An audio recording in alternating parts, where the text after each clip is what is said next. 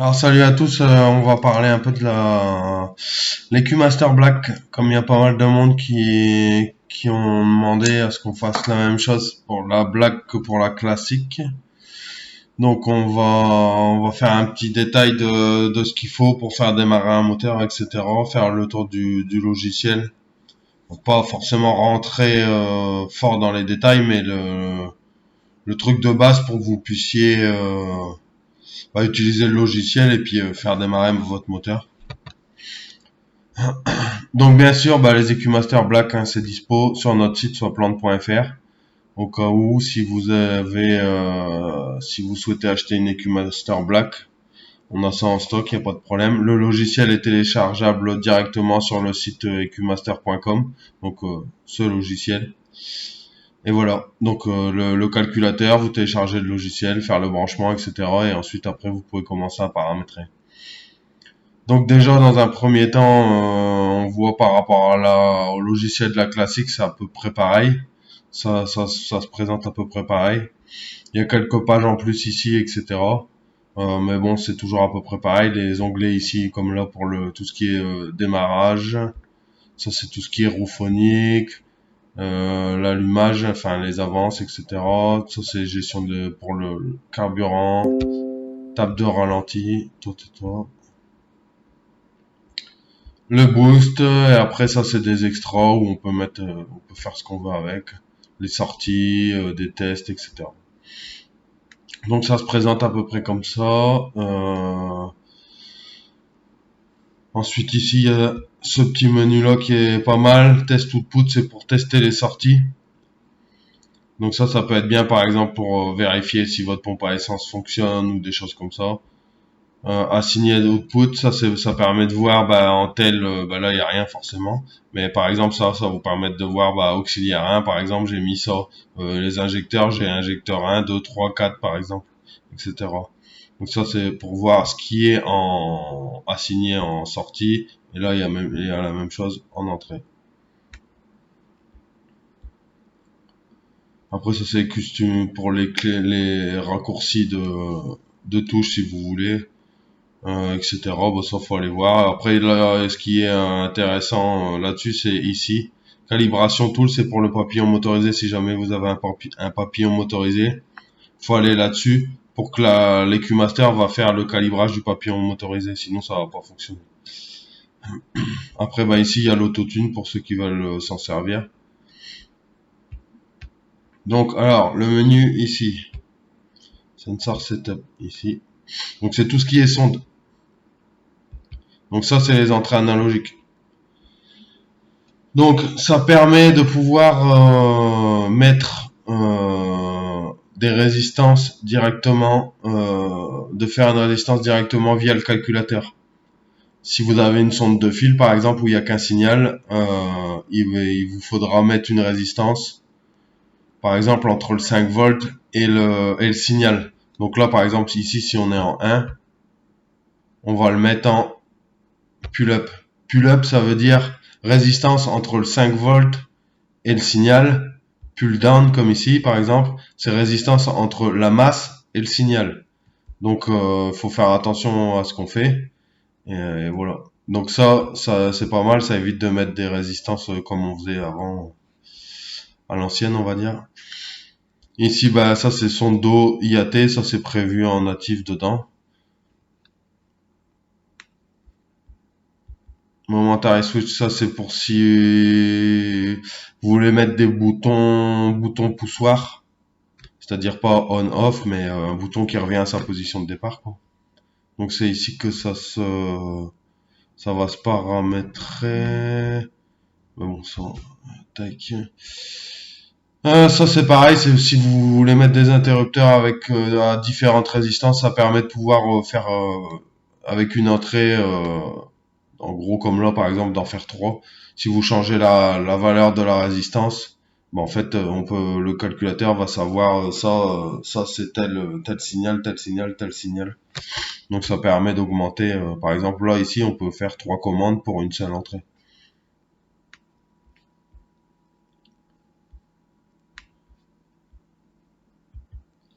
Oxygen sensor, ça c'est pour la sonde lambda. paramétrage de son de lambda. Donc là ici, on choisit ce qu'on veut, narrowband, LSU42, LSU49. External controller, c'est si vous avez déjà un AFR par exemple dans la voiture avec une sortie 0,5 volts, vous pouvez brancher directement la sortie 0,5 volts. Et comme ça, ben, c'est tout, vous mettez un external controller. Après ça c'est CAN, Lambda, Altec, ça c'est une marque de gestion. Donc nous, ce qui nous intéresse principalement, ça va être ça, les larges bandes, et puis external controller si vous avez déjà un AFR dedans. Alors les 4.9, en général, nous on monte plus des 4.2 que des 4.9. Je sais pas pourquoi, j'ai l'impression que les 4.9, elles grillent un peu plus facilement, mais là-dessus. Après, bon, ça dépend, quoi. En général, moi je monte plus des 4.2 que des 4.9. Donc ici le type de carburant, méthanol, éthanol, etc.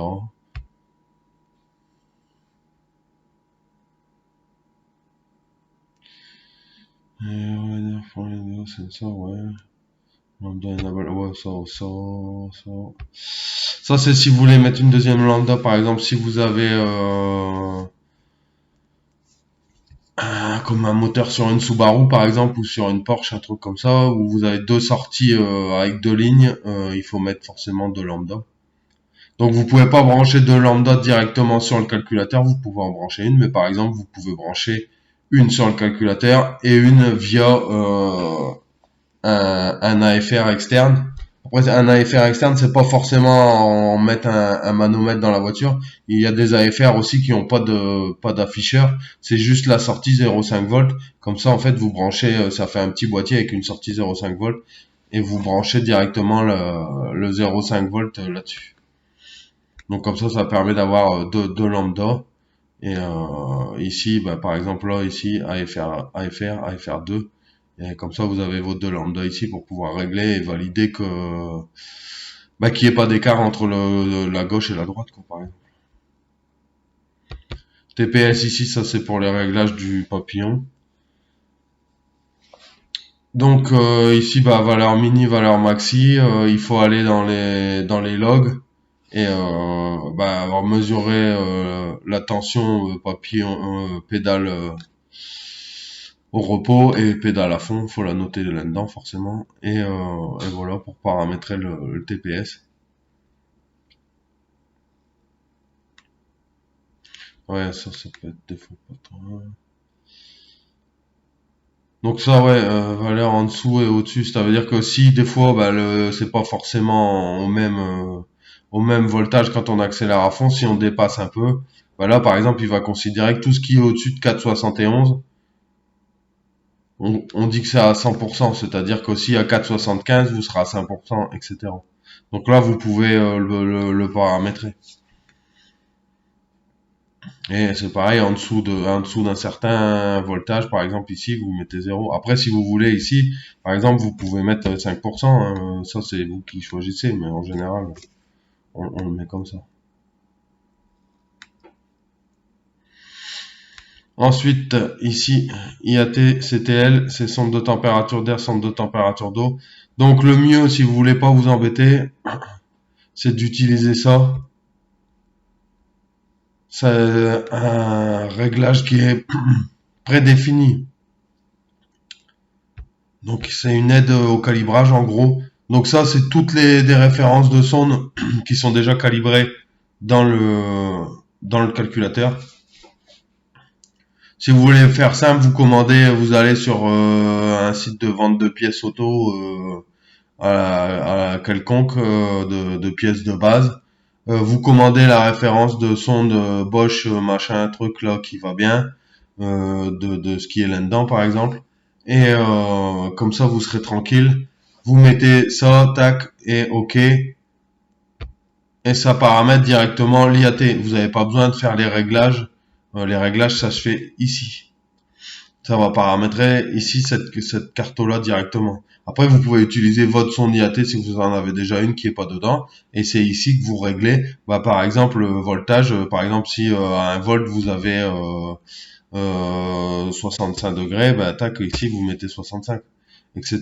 Mais ce qu'il y a, c'est que le faire à la main, c'est faisable, c'est bien. Mais le problème, c'est que, en fait, à la main, c'est compliqué d'avoir les extrêmes. Si vous n'avez pas les données de la courbe, que vous prenez les mesures vous-même, on a rarement des IAT à -18 par exemple. Donc la plage d'utilisation basique, vous allez réussir à la régler. Par contre, dans les extrêmes, à l'avenant, le moins, on s'en fout un peu, mais c'est plus si ça chauffe que là, vous savez pas vraiment où vous en êtes, quoi. Donc, on va pas faire chauffer la voiture à des IAT trop élevé pour pouvoir régler. Et si un jour ça vous arrive, vous serez pas sûr à 100% d'être bon à cet endroit-là si vous n'avez pas les données vraiment de la sonde. Parce que regardez comme ici, c'est pas une donnée, c'est pas linéaire. Encore quand c'est une sonde qui est linéaire, on trace une droite, ça c'est pas le problème. Mais là, on voit bien ici, c'est tout sauf une droite. Donc là, sans avoir les données, c'est un peu compliqué si on veut faire un truc clean, quoi. Ensuite, CTL, c'est la température d'eau. Là, c'est pareil. Le mieux, c'est pareil, c'est de commander la sonde, une des sondes, d'adapter une des sondes qui va bien pour pas vous prendre la tête. Après, vous pouvez aussi, toujours pareil, vous pouvez ici aussi régler si vous voulez garder votre propre sonde d'eau, c'est pas le problème. Par contre, voilà, vous n'allez pas faire chauffer votre voiture à 125 en eau pour avoir la valeur ici. Donc, c'est un peu, c'est ça qui est, c'est un peu compliqué. Donc voilà, ça c'est pour l'eau. Ma barreau, ça c'est pour tout ce qui est pression de l'air. Donc ici, vous avez d'origine, comme sur la classique, un capteur MAP intégré. Le mieux c'est de l'utiliser. Vous branchez directement votre dépression sur la gestion et vous êtes tranquille. Après, si vous voulez, vous pouvez en mettre un externe si vous en avez déjà un ou vous voulez pas utiliser celui de la gestion. Ça, c'est là que ça se passe. Mais bon, en général, on utilise toujours ça. Ensuite, barreau calibration ici, c'est pour si jamais vous avez un capteur, donc dans les paramètres ici, on l'a ici. Barreau sensor comme là par exemple ici, c'est pour activer la correction en fonction de l'altitude. Donc si vous allez à la montagne, etc., vous pouvez rajouter un capteur pour faire les modifs en fonction de l'altitude. Ça c'est map sensor calibration, c'est pareil, c'est si vous utilisez votre propre capteur. Et ça c'est un filtre, ouais c'est un filtre. Mais bon, ça encore une fois, si vous branchez directement sur celui de la gestion, vous en avez pas besoin. Ça c'est pour tout ce qui est pression. Donc ici, comme d'hab, il y a toujours le petit truc qui va bien. Donc là, je vois nous par exemple, en général, moi j'utilise ces sondes-là, les 0,10 bar là pour tout ce qui est pression d'huile, pression de carburant, ça va pas trop mal. Donc là, par exemple, vous mettez ça, vous branchez la sonde, c'est une sonde 3 fils, tac, ok, et puis ça y est, c'est paramétré, vous allez pas vous galérer. Donc voilà. Après, si vous avez votre propre sonde, vous pouvez la brancher aussi, hein. C'est toujours pareil, mais il faudra la régler en manuel. Donc là, c'est les différentes sondes de pression. Vous pouvez brancher. Ici, vous mettez les entrées. Par exemple, si j'ai mis un capteur de pression de carburant ici en entrée 3, ici, analogique, ici 3. Donc c'est ici que ça se paramètre. Donc il y a différents capteurs, hein, même pour tout ce qui est clim, température d'eau, etc.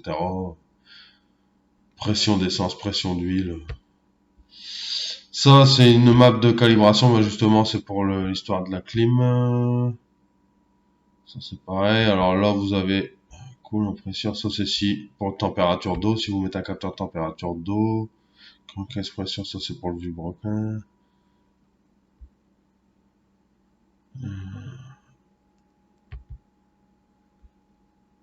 Pression d'huile. Pression, non, différentiel, calibration, ça.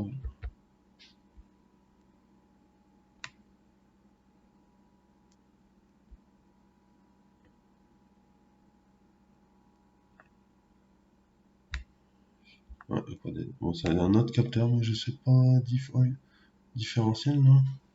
Certainement. Ouais, ça doit être pour différentiel peut-être. Enfin, c'est pareil, c'est un capteur de pression d'huile. De toute façon, le nom est différent, mais ça revient tous au même. Ça, c'est pression de carburant, etc. Pression d'huile, c'est tous les mêmes. En gros, ça revient tous au même. Là, ils ont changé les noms, mais on peut, enfin, vous pouvez aussi bien brancher la pression de carburant si vous voulez sur la pression d'huile, ça changera rien. Hormis le fait qu'il va vous afficher pression d'huile, mais en vrai, ça sera pression de carburant. Donc température ici.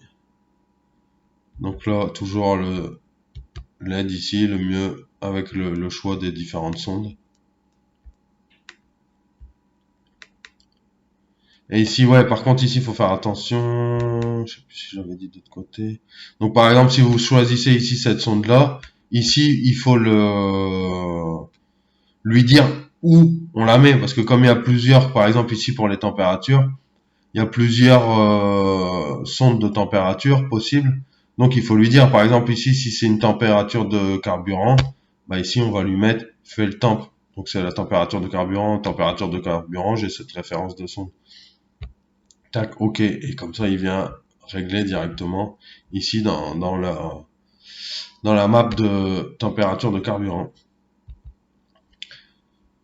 Donc ici, c'est les paramètres pour tout ce qui est sonde.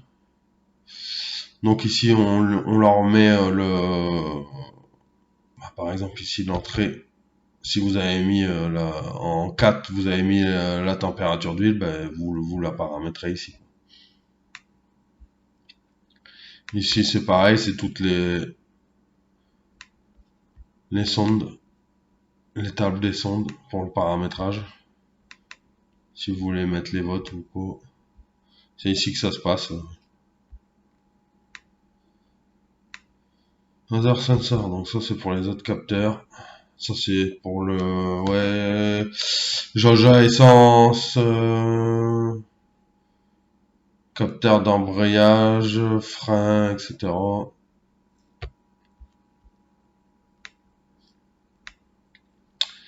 Et VSS Gearbox, c'est pour le paramétrage des sondes de tout ce qui est VSS, c'est pour le compteur de vitesse, si on met un capteur de rotation sur les roues en fait. Donc c'est ici que ça se paramètre. Ça peut être pas mal au cas où si vous voulez faire du boost by gear par exemple, si vous voulez mettre une pression de surhale en fonction des rapports, si en première vous voulez mettre 800 grammes, en deuxième vous voulez mettre un bar 2, en troisième vous voulez mettre un bar 5, etc. Donc ça peut être faisable là-dessus. Avec ça, il faut configurer un capteur de vitesse. Et voilà. Donc là, on a fait le tour de tout ce qui est les sondes, le paramétrage des sondes. Donc on va arrêter là pour cette vidéo et puis à bientôt pour la deuxième, on continue la suite. Allez, salut.